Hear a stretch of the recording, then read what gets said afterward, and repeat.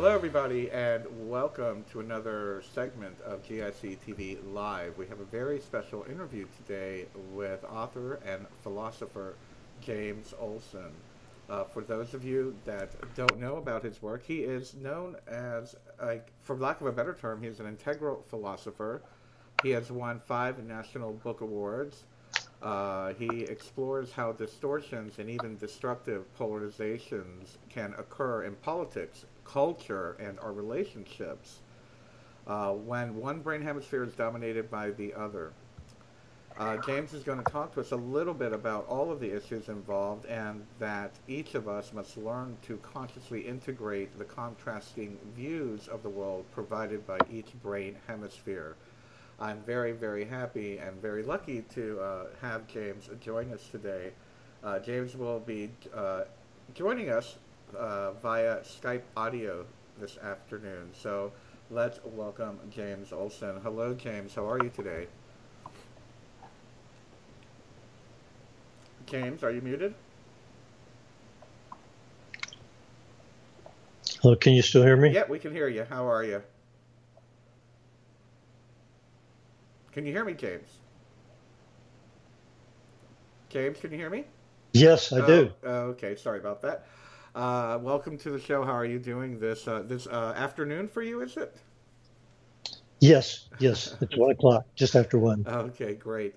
I'd like to welcome you to the GIC TV webcast here. We have had you on the show before, and we really enjoyed our discussion. And of course, the subject matter of your book is very exciting for those of us in the consciousness movement and in activism, for that matter.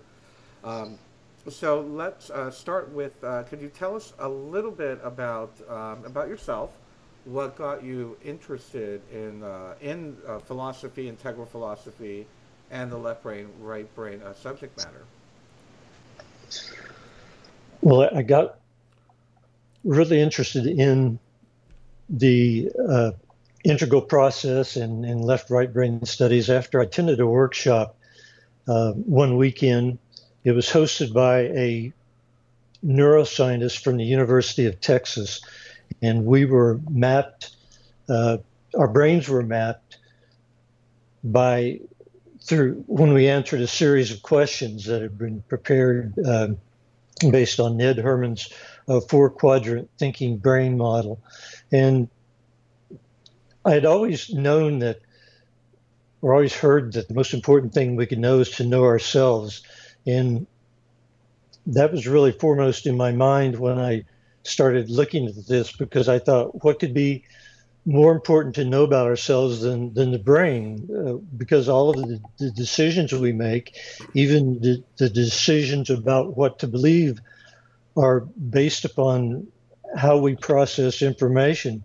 So I got really interested in mind management, because I mean, we're talking about left and right brain here a lot today probably, but really our focus is mind management, how the brain affects the mind, because we are spirits, and we are spirits with a body, and we have this mind, which is a connective interface between us and the brain. And so when I discovered this, and it really changed the focus of my work and made me really interested in this, because even in terms of mind management, it all starts with the fact that the information we receive to mind is being split up into 2 unique streams of information that are so radically different that at times they can seem to be opposites, but they're really complements.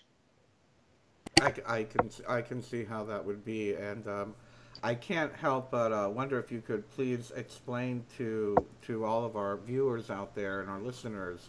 Can you tell us a little bit? Let's start off, since we're going to be talking about the different aspects of the brain. Can you start off by describing the characteristics of the left brain versus the right brain to give everybody a handle on our discussion today? Sure. They're opposites in many respects. For example, the left brain is analytical. We've known that for a long time. And what analysis does is take things apart. Um, so the left brain disassembles things in order to try to see what's inside and what makes it tick. The right brain assembles things. It assembles parts into wholes, and wholes into greater wholes. It's, a popular term is holon, which expresses the fact that every whole is also a part of something, and every part is a whole into itself. So there's this aspect going on. So they're opposites in that respect. And so another way that the left brain and the right brain have a different orientation is the left brain is interested in our individual self, in individual protection, individual rights. And the right brain is interested in our collective welfare and collective, and it sees the big picture. For example, the right brain sees the big picture and the left brain sees the details. So that's another, fundamental difference between the two. And so one's exclusive, the left brain is exclusive, and the right brain is inclusive. The left brain is a serial processor, and the right brain is a parallel processor. And we see this in the fact of intuition, which comes to us from the right brain in a flash, much as the way a parallel processor works. And the left brain develops its understanding sequentially. It looks at the parts one at a time to understand the parts well. So the two brains have these are examples of some. I could go on in the book. There's a long list of the differences between the two, but that's the basic difference. One sees the big picture, one sees the details, one takes things apart, and the other assembles, unifies. An example of when I say taking things apart, it separates units of reality. So if you have a problem with something, you can just catch those people and put them in prison, and that separates them from your problem. Killing is an act of separation. So. Okay, I see. Now, let me ask you, is it fair to say that in some of the metaphysical studies that I've done in the past and whatnot, to simplify, I was told to look at it as one is linear logical and the other is more intuitive cyclical? That's right. Okay. And which is which? The left is the linear logical? Yes. Okay. Yes.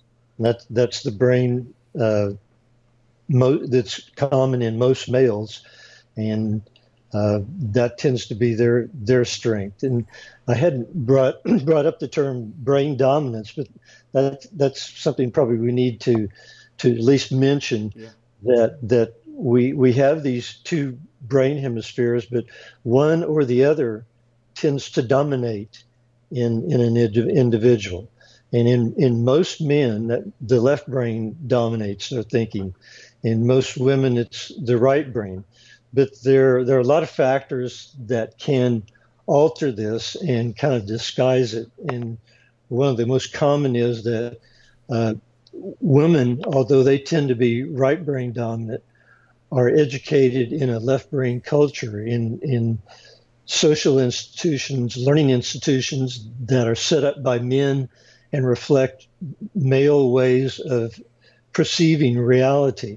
And so we're teaching women to think like men. And so you see that in the act, women, it can be difficult to tell whether a woman, how much of her behavior is a result of cultural effects or how much is a result of her brain. But that's something she can see, and she's the one that needs to know. So we all understand ourselves better than anyone else, but we just need the tools to help us to understand ourselves and to me, the first tool we need to understand is the brain through which all of our information passes up to mind and to spirit, where we as spirit have to make a decision. You know, and that's a great intro to my next question. I wanted to ask you, um, first of all, is it fair to say, and I don't know how much of your book, the left brain, right brain, a whole brain path to peace, covers this, but is there something that you feel or that you've thought about or theorized as far as is the mind the whole both hemispheres working together? Well, mind is a different energy system.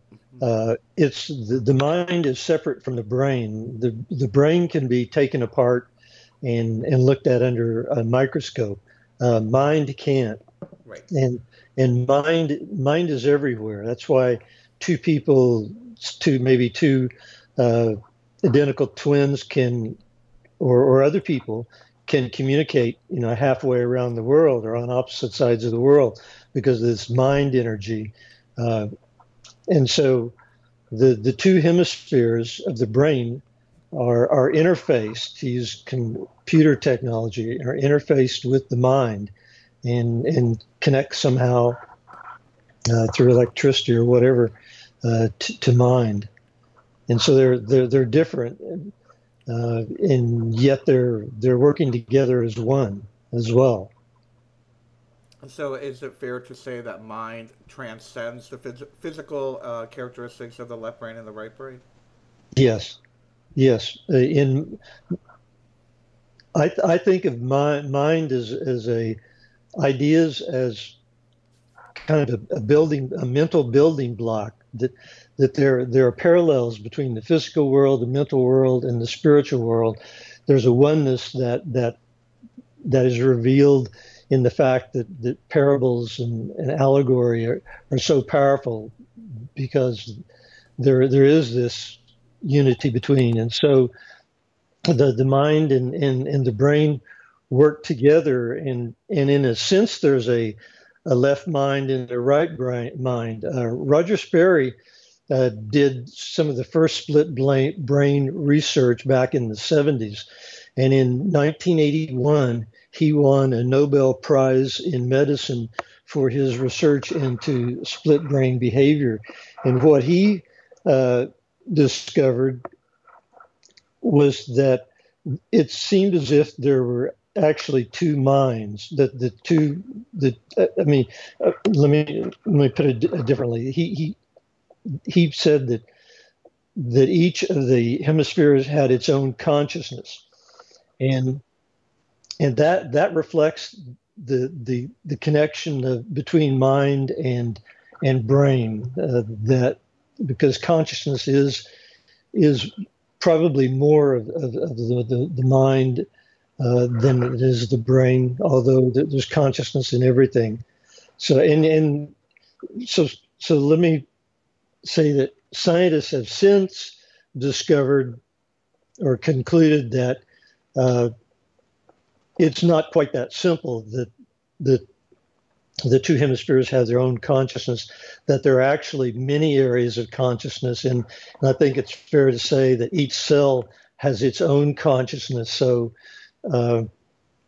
they've kind of backed away from embracing the language he used, but his concept is still accurate in that the two hemispheres have each see reality differently, and they process information. They process and react to what they see in different ways, and this information is given to spirit through the intermediary energy of mind. It's some way that mind is really an energy that allows spirit, which is eternal, to connect to our physical body, which is temporary. And so mind is this communicative energy that not only allows us to communicate with each other, but allows intercommunication between the various organs of the body to inform us, spirit, of what's going on. Does that clarify it? Yeah, it is clarified, and if anything, it brings me to want to go deeper a little bit in the sense that I can't help but think or feel what you're saying is when, especially when you say that there is I guess what we're talking about here is energetic polarity or polarity characteristics of even on a cellular level.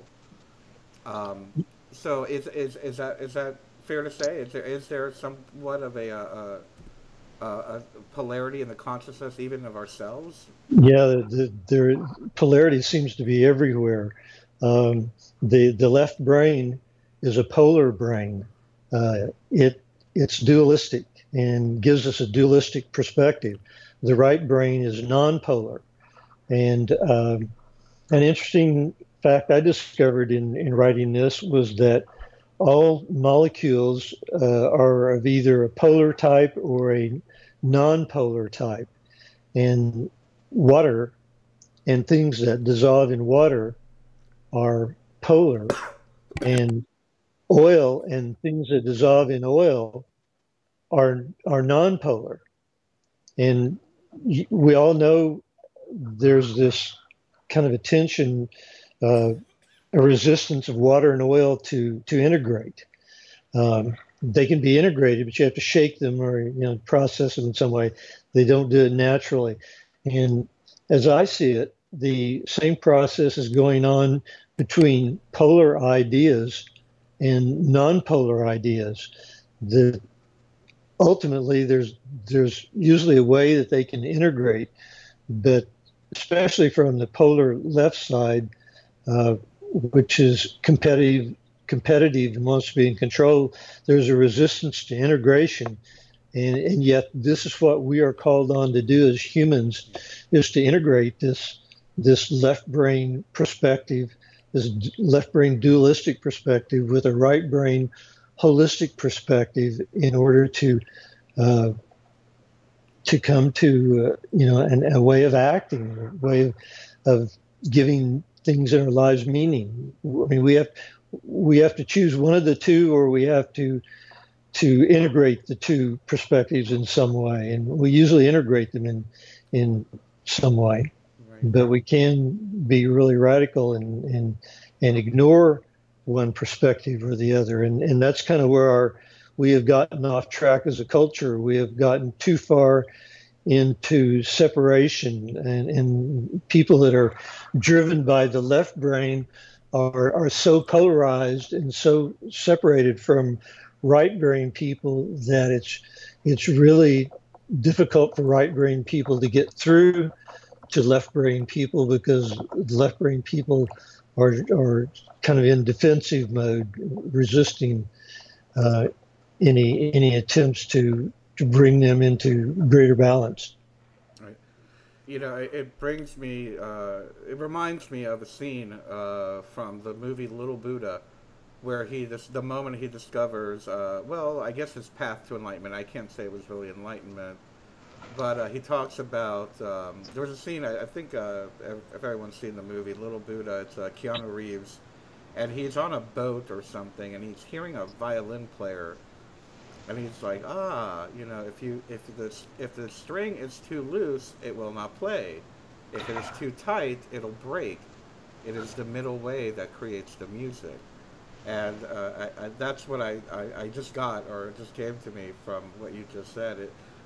Our culture has found or lost its way to the middle way, and creating that balance that you're just speaking Absolutely. That's what, and that's why I wrote the book, to try to explain the right brain's holistic perspective to a very dualistic, competitive world. of.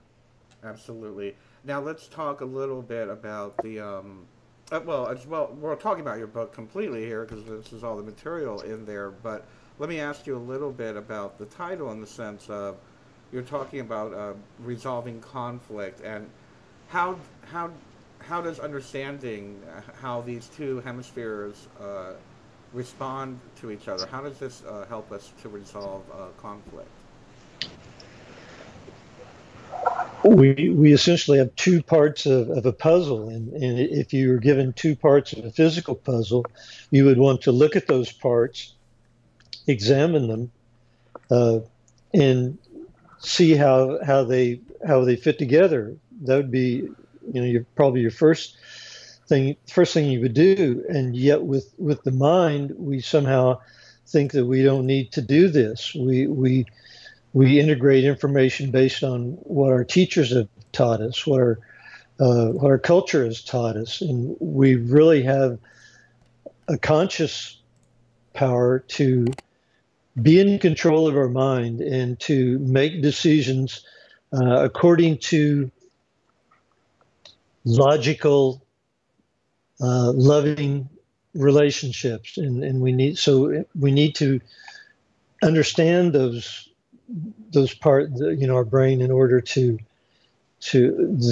two parts of our brain, in order to put them together, and in order to understand that there's much value to the collective good as there is to the individual, and not to get stuck in promoting one or another.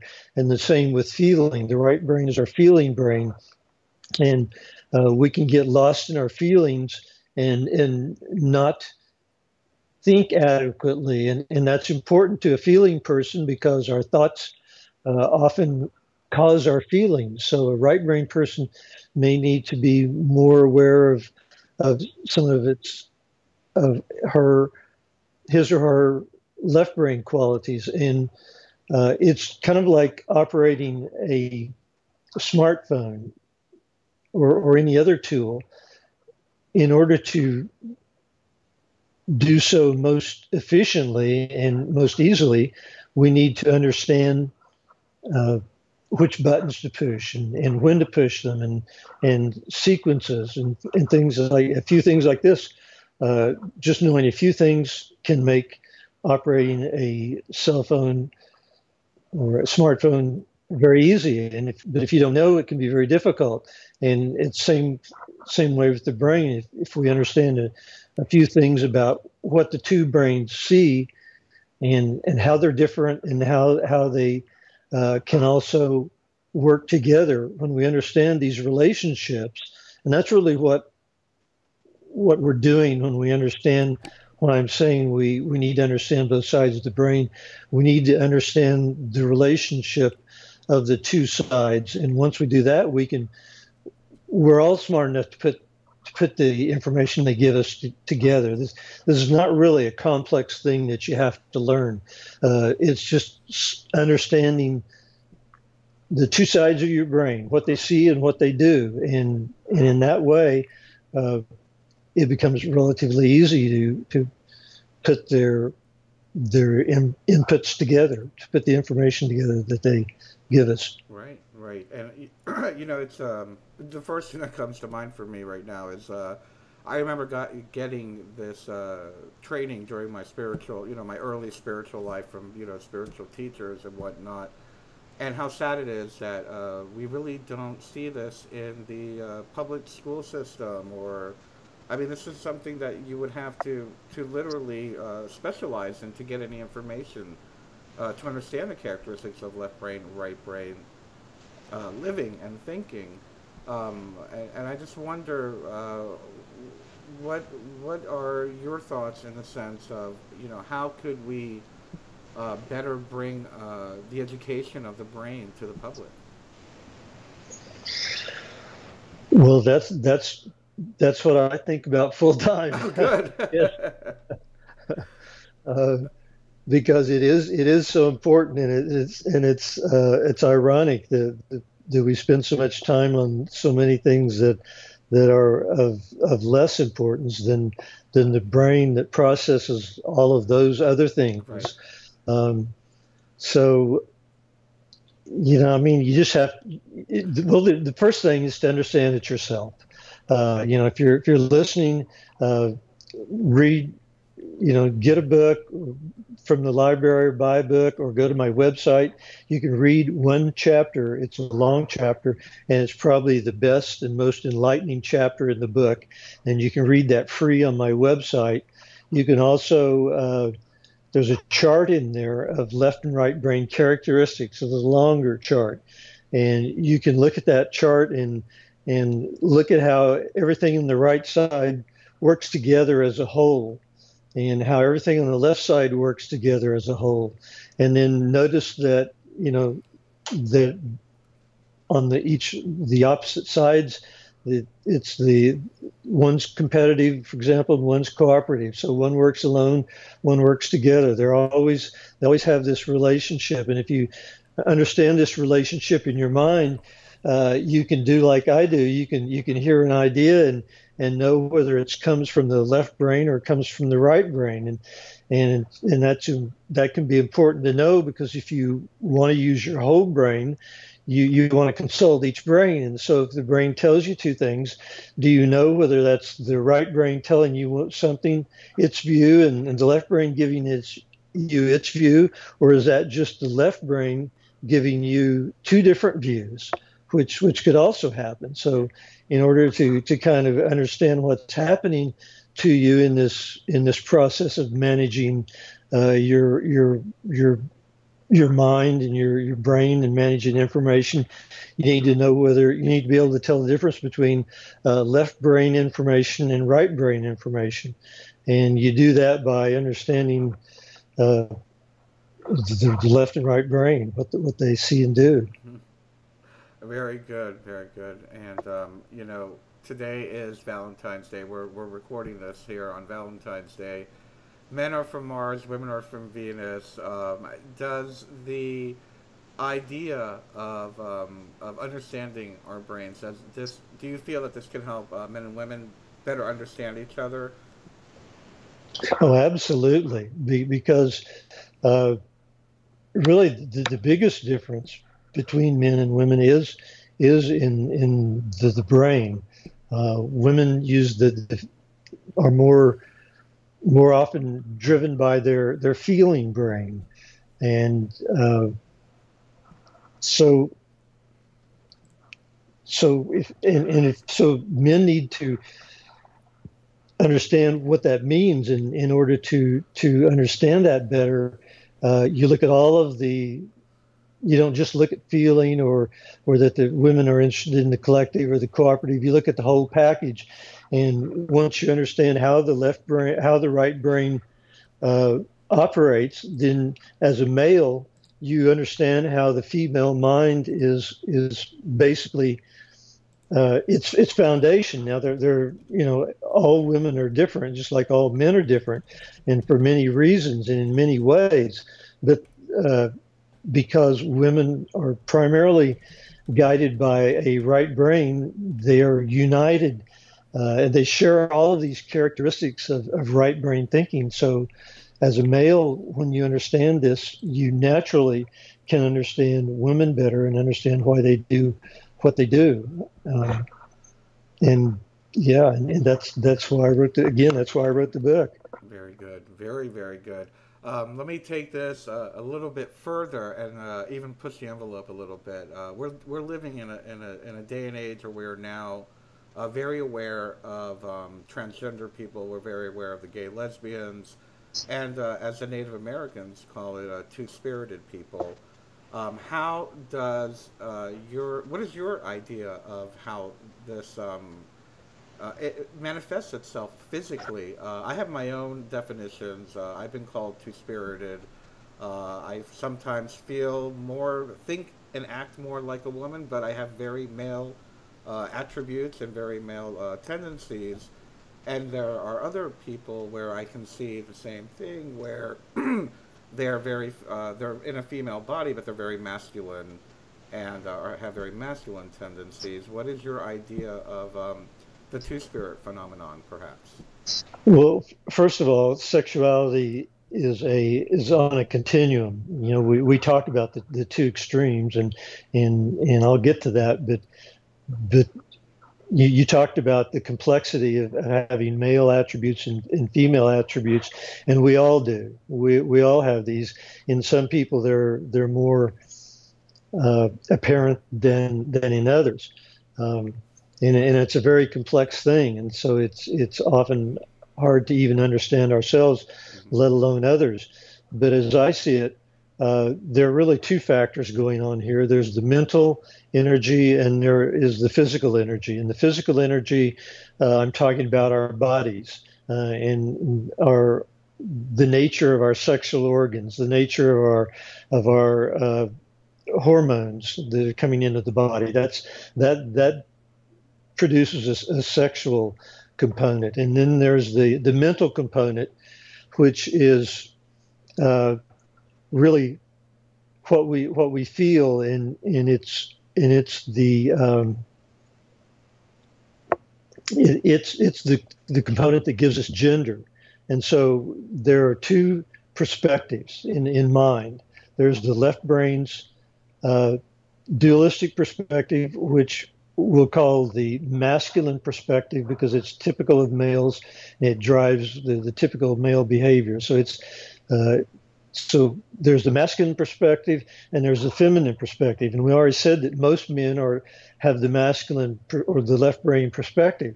But the key word here is most, because not all males are left brain dominant. Some males are right brain dominant. Right. And again, there's this whole continuum. There's not just two types. But so they're extreme.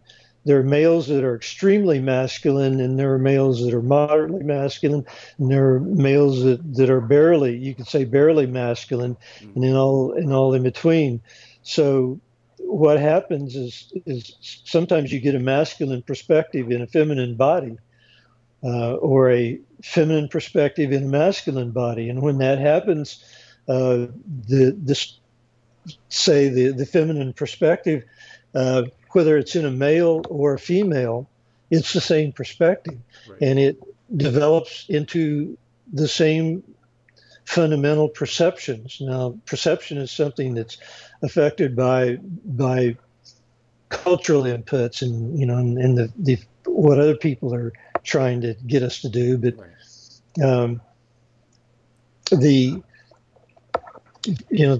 our own brain is telling us who we are and what we need to be. And so, to be really true to ourselves, we need to listen to our own inner voice, and that comes from these two brain hemispheres, and especially from the right brain, which is the intuitive brain, which is connected out to the universe. And so, but anyway,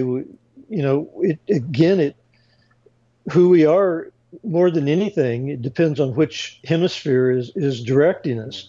And so if you're a male and you have a feminine perspective, you're going to want the same things that any woman does, and that includes a male for a partner. Mm-hmm.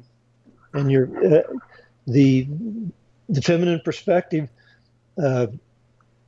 is expressed in sacred terms of sacred geometry, is expressed through curved lines. Yeah. And in order to be complete, to make those curved lines, the right brain, it really includes the left brain, and the right brain perspective really includes the left brain perspective, and the right brain uses the linear elements to construct its round objects, and so the right brain is attracted to, in sexual terms, is attracted to linear forms such as the penis, mm-hmm. and to the straighter bodies of males.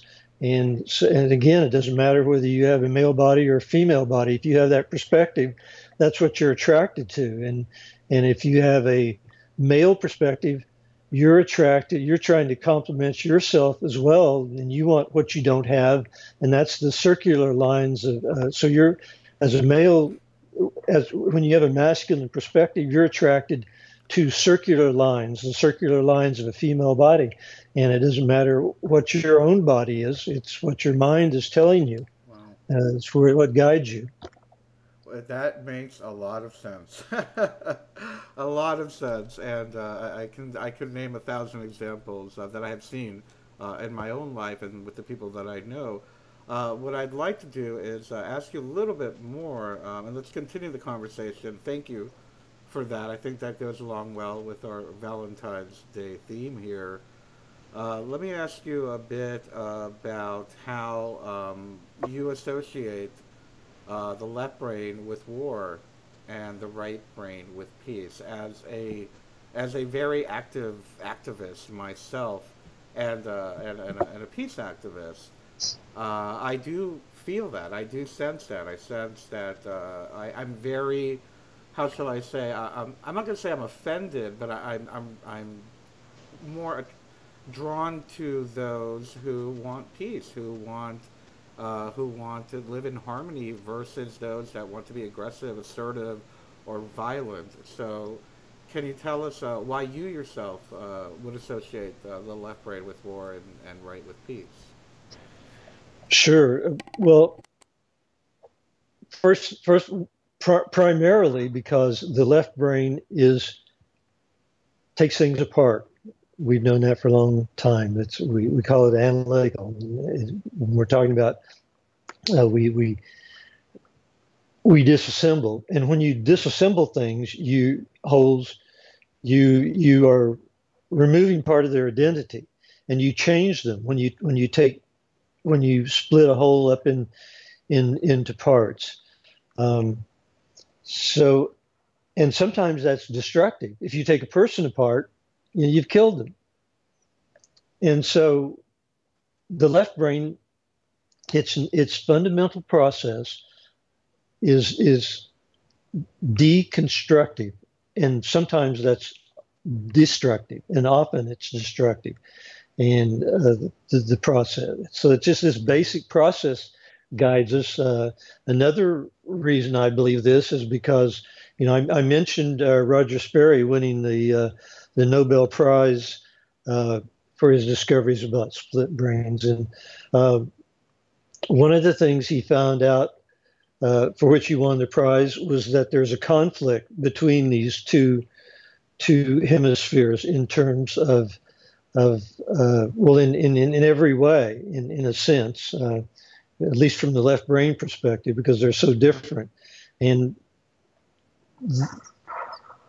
and I mentioned the tension between the polar and the non-polar, which of these two brains are. So there's this conflict in trying to bring them together, and for part of this, to help you better understand in this conflict, the left brain is competitive, and it's in charge of our security. The left brain takes care of us. That's why it's selfish.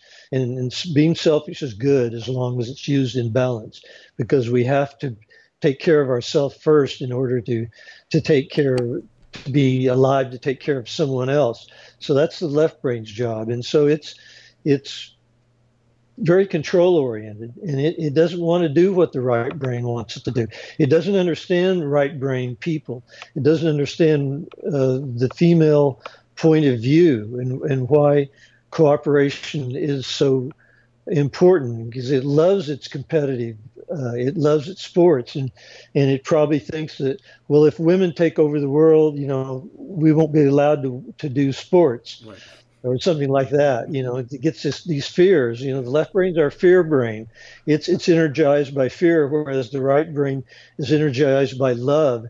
And these two extremes are so, in every respect, are so different that there's actually a conflict between the position that the right brain would have us take and the position the left brain would have us take if we were to listen to only one or the other. And so, again, our job is to somehow bring these two sides into harmony, into integration. And that's getting rid of, and the way you do that is to get rid of the conflict, because peace is our natural birthright. Peace is everywhere, and you can find it, in a closet or in a monastery or in a forest, or you find it in various places. And the reason we don't have it is because of all the conflict that comes into our lives in taking care of ourselves and managing our information. And so we need to get rid of this conflict in order to get back to peace. And so the question is, how do we best resolve conflict? And I guess each person has to do that. But to me, the place to start is to be aware that it starts within the brain. It starts in the contrast of left brain ideas and right brain ideas. And there's a cultural right brain and a cultural left brain. And the cultural right brain is most made up mostly of Democrats and liberals and and other independents. And the cultural left brain is made up mostly of Republicans and people who in certain and many conservatives, because the left brain is our conservative brain. And so what we need is to understand one another better. We need to understand where the other is coming from and not demonize the other side. And that's kind of where our culture has.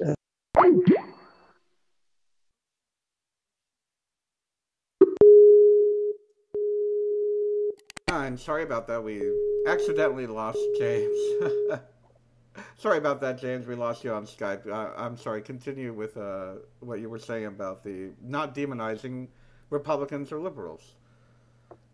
Yes, Republicans are what they are because of what they were taught, because of the experiences they've had, because they tend to use their left brain. It tends to guide them. It's our security brain. That's why Republicans are so uh, why gun rights are so important to Republicans, because uh, they're dominated by the viewpoint given to us by the left brain, whose job is our security. And there's nothing wrong with that. You know, we Right. need people to express that Abs- opinion. And the same thing on the right side of the argument. The right side has its own perspective on what's going on, and it sees certain things, and it's advocating for those things. And they because it's kind of this war situation, we've taught that when somebody has a different opinion, and we tend to get into these arguments, but and get angry with one another. But we just need to understand that everybody's trying to do the best they can given what they know, and understand that there's people that are really confused on both sides yeah. of the argument, and it really muddies the argument. Conservatives aren't always conservative, and liberals aren't always liberal. We have a bunch of conservatives who think that the most important thing in the world is states' rights. That they want to be able to control things at the state level, where because they know the value of local control. But when an issue like uh, cannabis comes along, when states want to legalize cannabis or marijuana, all of a sudden they're not for state rights anymore. Okay, Right. Right.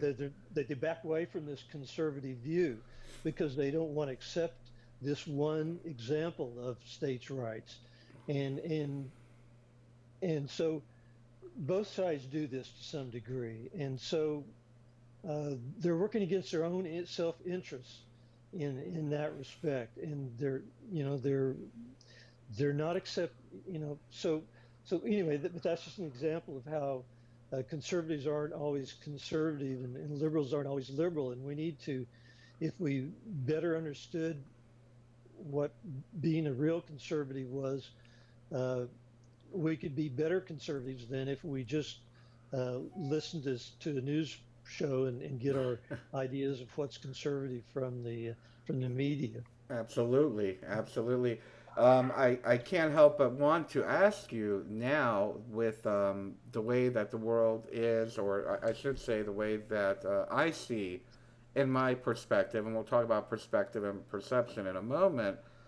But what I've been seeing and what I've been uh, perceiving, I guess is the right word, is we're seeing a lot of people, especially those of us involved in spiritualism or consciousness, that there seems to be a certain a new polarity has arisen, at least in the United States, where not even liberal or Democrat anymore, or liberal or Republican, but it's corporate party versus third party.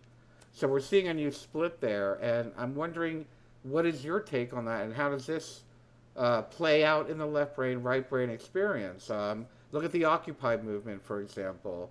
They want nothing to do with Democrats or Republicans, and would like to see a new third party or a fourth or fifth party step up. And is there room for that in our country, in the United States? And how does that play into the left-right paradigm? Well, my thought is that our political systems are so powerful and so entrenched that it's going to be difficult to change them. So it's going to take some black swan event or some really powerful event to change them. But I think probably some of the splinter groups are thinking that, seeing the same thing, that they'll never change, and believe that the only solution to our problems is to develop a third party, because uh, and people, and get a majority there, and work from maybe a centrist party of some sort. And I think that's a good possibility. Yeah. Um, Buckminster Fuller said, when a system was uh, unworkable, you really needed to build a new system, and I think that's what's happening. I think Yeah. globally our systems are breaking down because the powers that be uh, just absolutely will not relinquish control, or allow substantial changes, and that the only way that we're going to change our world is to have those systems break down. Yes, I don't know whether it's unfortunate or fortunate, but I do see, and I'm very lucky to be a part of well, I guess being one of the people that are trying to create the new path, and really am very happy to see that so many people are I guess, treading new ground is the word I'm trying to use. And I can't help but wonder, and I guess this is a personal question, when we're treading new ground, and I'm using an analogy here, but when we're treading new ground, like developing a centrist party, or even developing a new business model, or developing a new system outside of the current, status quo, is that really our left brain or right brain, or a little bit of both? Well, the right brain is the systems brain, and the left brain, because it integrates things. A system is an integration of elements. And so the left brain gives us the individual elements of the system, and the right brain integrates these elements into a process that accomplishes some goal.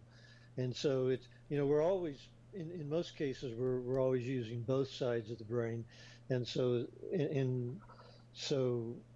the systems does use, in order to do systems planning, we do need to use both sides of the brain. And the right brain, being holistic, really is the part of us that unifies the left brain's information. So they're always working in team.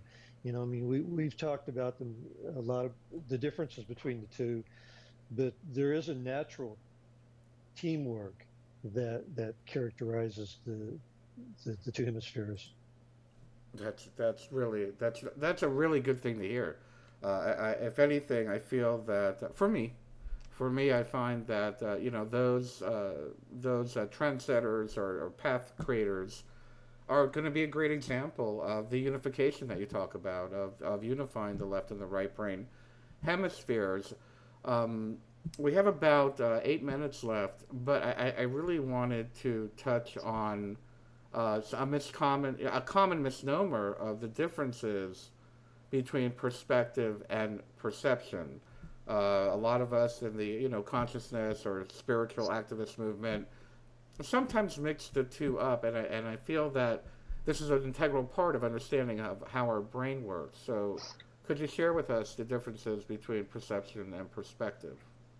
Yes, perspective is what we see. You start with a physical perspective. You know, depending upon where you are, you see different things, and you can just be on one side of something and see nothing of the other side.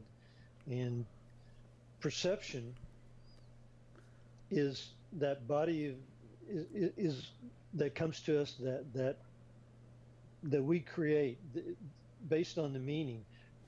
Perception is what we make of what we see, what it means to us, and it's uh, perspective is very simple and can be described simply, but perception is very complex. It we into our perception of our perspective, we take all of our education and experience and apply it to what we've seen. So uh, again, perspective is very simple and can be and it, oh perspective is in the moment. Uh, Uh huh. Perception, we use the word perception to describe perspective that that we have had, but it's really after the moment it becomes perception because once we've seen it and it comes into the mind and we've processed it, we've altered it according to what we want to see and how we want to see it and what we've been able to see uh, according to how well our mind perceives or our eyes perceive. So perspective again is very simple and perception is very complex. I see. I see. Okay. Thank you for that. That's very very helpful, and I hope that clarifies well the definitions for many of us who use those terms often.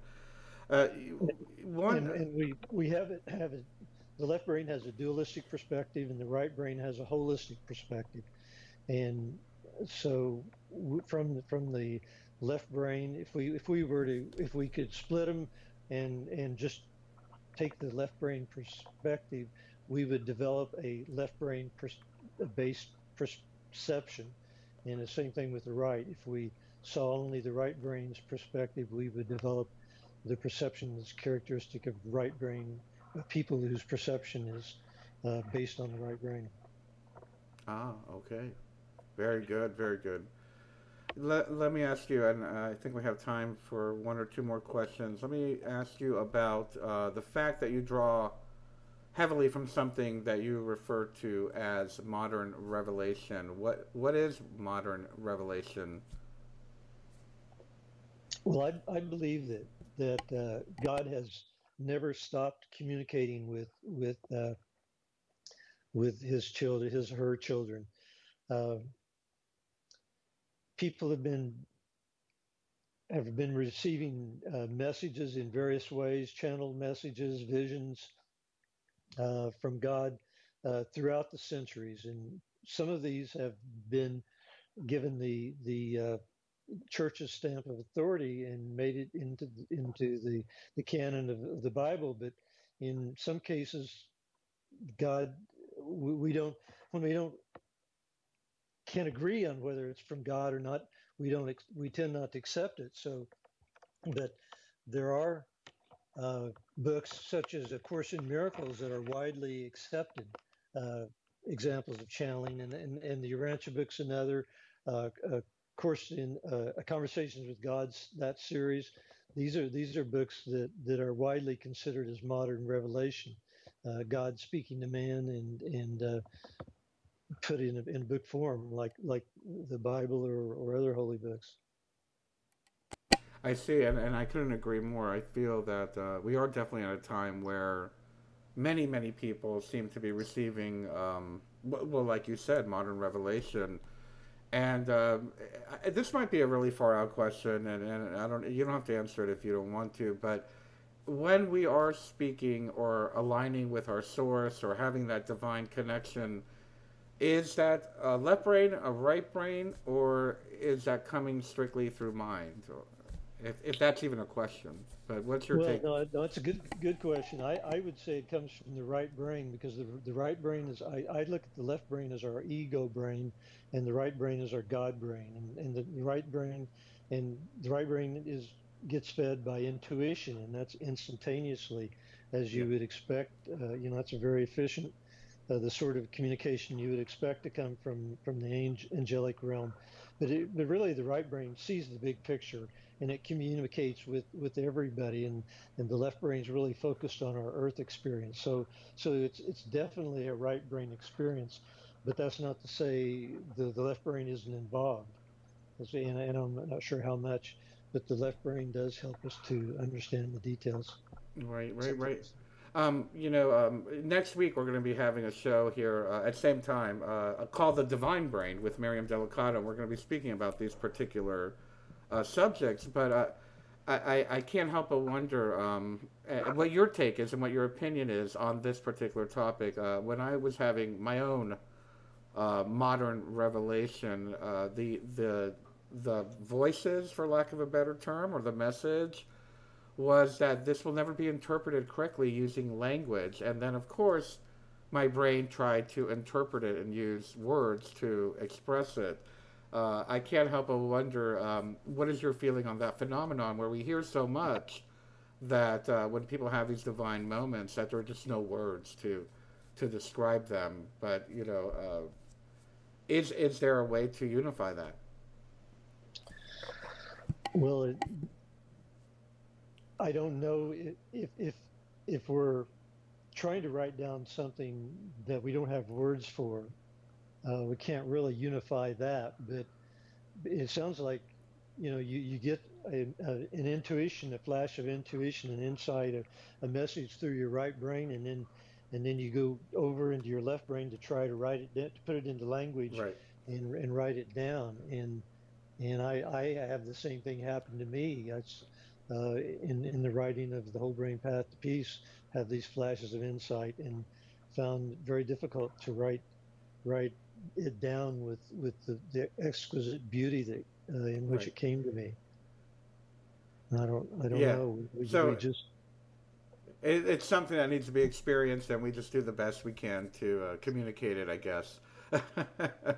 exactly Ex- just try to understand it as well, and keep that flash of insight as long as we can. yeah, absolutely. Well, we have to wrap it up. We're out of time, and I just want to show everybody the book cover. I'm holding it up to the camera now. It is The Whole Brain Path to Peace. The subtitle is The Role of Left and Right Brain Dominance in the Polarization and Reunification of America. And if you could so quickly perhaps tell us what you meant by that. Well, we're a culture that's very heavily dominated by the left brain male perspective and male uh, institutions. So we teach women to think like men, and uh, this and as I said before, the left brains are polar brains. So the left brain is being a polar brain. It's polarizing, and in order to get back to a balance, to unify, we need to bring right brain thinking back into at least to equality with left brain thinking. So that's the process, and to do that, we do it, I guess, one person at a time.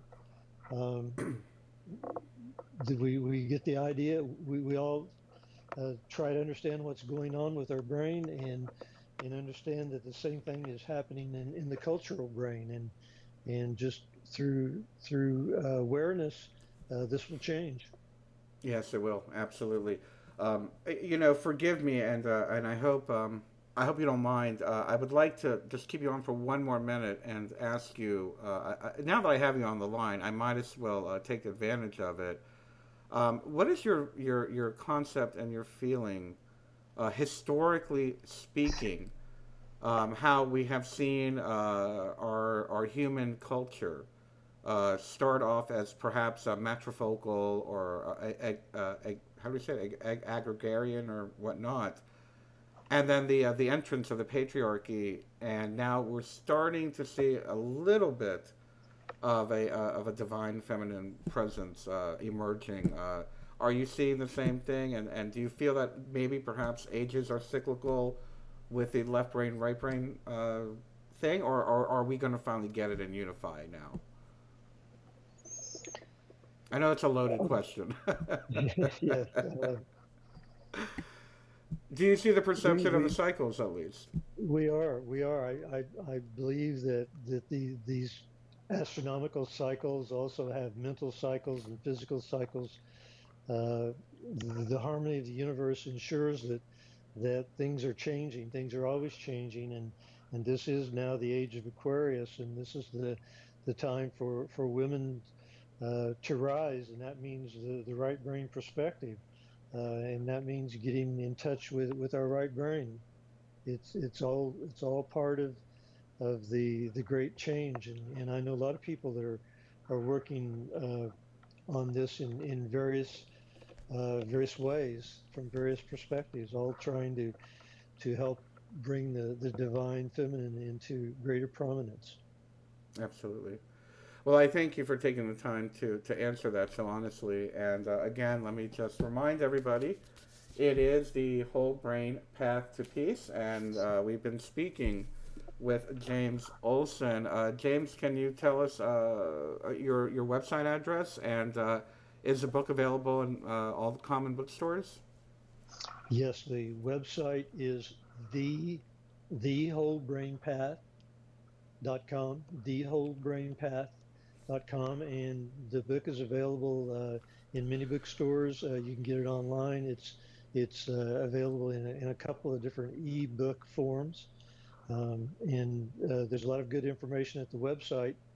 Um, so, and again, you can read one of the best chapters and find that chart on my website under the book page. Great, fantastic. Well, we thank you so much for joining us today, James, and taking time out to share your perspective and your wisdom with us. And I hope that everybody takes the opportunity to get a copy or at least take a look at the first chapter. There's lots of information in there that can really help us with what we're doing. I know we have a specific audience that watches us, and this is a part of our work to understand how our brain works, how important it is to know the characteristics of it. And please remember, next week also we'll be touching on the brain. We'll be discussing the divine brain with Miriam Delicado. Is there any last words of wisdom that you would like to leave us with, James? That Well, the divine brain is the right brain, and I just want to say namaste to everyone, uh, and thank you so much for having me on the show. It's been a real pleasure. I always enjoy visiting with you, and I'm always here for you. Anytime I can be of service, I'll be back. Oh yes, yes, we would love that. We would love that. I would love to talk about the divine brain with you as well. Anyway, we thank you for being available to our friends and to our members, and again, thank you for joining us. Thank you, everyone. I want to wish you all a very, very happy Valentine's Day. And I just want to thank you for all of your support over the years. Thank you for supporting us today. And thank you for your future support here at the GIC. One very quick announcement. Next Tuesday, we are moving to Revolution Radio for our radio shows. For those of you that know, it is the home of Carrie Cassidy, Sean Jacob Morton, Dave Corso, Roxy Lopez, and we'll be joining basically all of our friends over there every Tuesday at noon Eastern Time. Our first guest is going to be Jeff Harvey, and what I would suggest is you come to the GIC.org and look at the event page. Jeff Harvey has a very an interesting story to tell, and we're going to be talking about a lot of different things as well as healing, radionics, remote viewing, clinical detoxification, and just so much more. So I hope you'll join us for our debut show over at Revolution Radio and next week with Miriam Delicato. Thank you very much, James, and thank you, everyone. We love you very much. Bye-bye now.